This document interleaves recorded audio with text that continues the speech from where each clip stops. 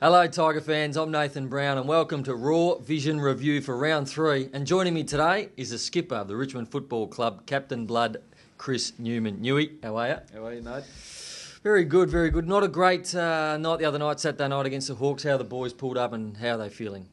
Not too bad. The boys are a little bit sore, but trying to recover. Obviously a short turnaround, so we need to really dust ourselves off and get ourselves ready for the Pies. But yeah, obviously disappointed in our efforts on the weekend, particularly having such great first 2 weeks. So hopefully we get back on track on Friday.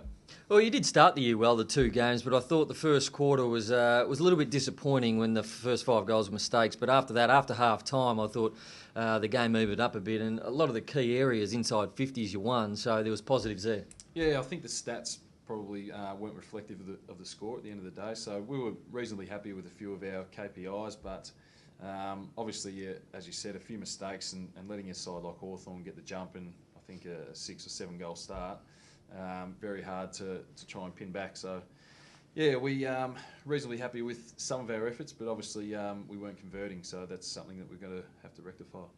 As a captain, you'd obviously take the loss a lot harder because you're the head of the bunch. What do you say when you get in after a game? Do you take them in personally together and just give them a bit of a pep talk? What did you say to them? Yeah, I do take it fairly hard, and I didn't really say a lot after the game. I was pretty disappointed. The first 2 rounds, you sort of just get the boys in, especially with such a young group. I think it's important just to try and keep their heads up, but also let them know that losing's not good enough, and so you kind of want them to have 5 minutes by themselves to just try and let it soak in, and try and learn that near enough isn't good enough. So still sort of seeking that 5 or 10 minutes after the game where we win and sing the song, Nate. But hopefully that's this week. Yeah, there's no better feeling than the 15 minutes after a game when you have a win and you get to sing the song. Damien Hardwick, obviously the coach, he would have been disappointed. What was his message after the game?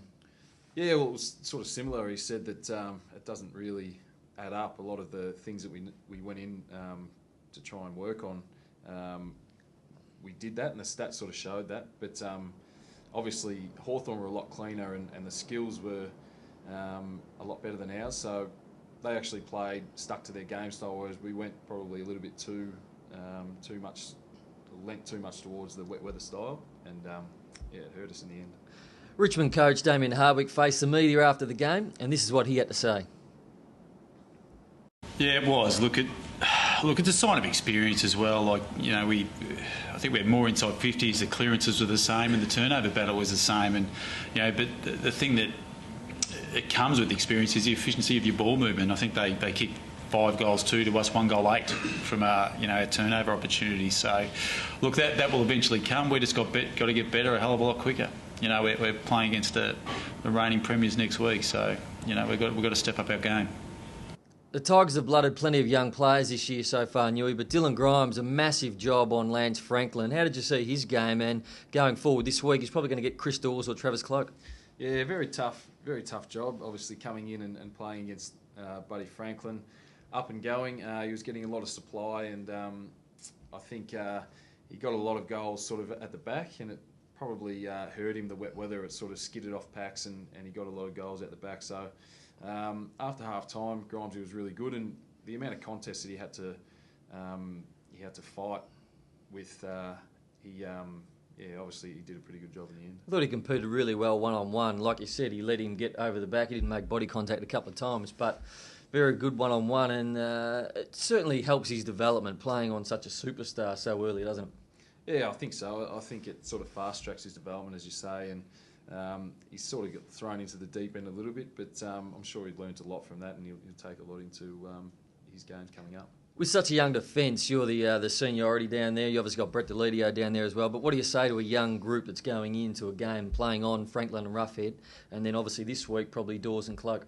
Yeah, just to try and play with confidence. I think if you go into any game and you get overawed, I think you're going to come out with a negative result. So obviously just try and stick to our game plan, our structures. All the players coming in should know that anyway, so nothing really changes, and just to take the game on. Down the other end, the forwards had a hard night in the wet. Obviously, didn't get down there in the manner which they would have liked. Jack certainly wears his heart on his sleeve. There's been a little bit of criticism about him, but he's certainly a lot better than what he showed the other night. Yeah, I think so. He got to a lot of contests, Jack, and just slipped through his hands a few times. Tried to take a few speckies that didn't quite come off. But he was obviously disappointed that the ball coming in probably wasn't as clean as it should have been, and so he should be. And so, he's obviously an emotional person, but, Jack's looking to rectify that and just not overstep the mark. Obviously, being a leader around the club, he needs to, set the right examples, and that's what he plans on doing. Jack faced the media this week, and here's what he had to say. Firstly, obviously, I'd just like to apologise to the public for my obscene hand gesture on Saturday night. I'm fairly disappointed. Actually, I'm really disappointed personally on what's happened. I know that I've let the club down.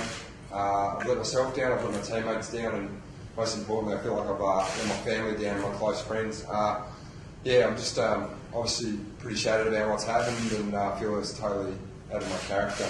Looking ahead to round 4, it's a shorter week. Another Friday night footy. You come up against Collingwood. How are the boys feeling about this one? Yeah, really excited. I think to come up against a side like Collingwood is the biggest challenge in football at the moment. So the boys are looking forward to that challenge, and obviously we sort of go into this week with a mindset of taking them on, and being on the front foot all night. So can't wait.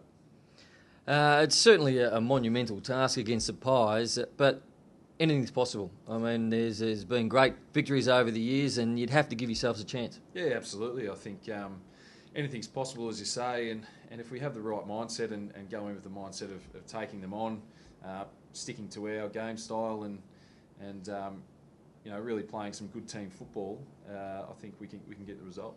Just watching from the other side of the fence in the media this year, I've been to a few of your games, and it looks like the development of the young players and the development of the game plan, especially the defensive side of the game plan, has been very good. Where do you see the development of the list at the moment? Yeah, obviously second year in, so I think it's progressed a lot quicker than what we thought, and I think that we saw signs of that in the first 2 rounds, and even in the second half of round 3. So I think we're just going along nicely, Nathan, and hopefully we can keep progressing. We've got a lot of room for improvement, and I think that's a huge positive.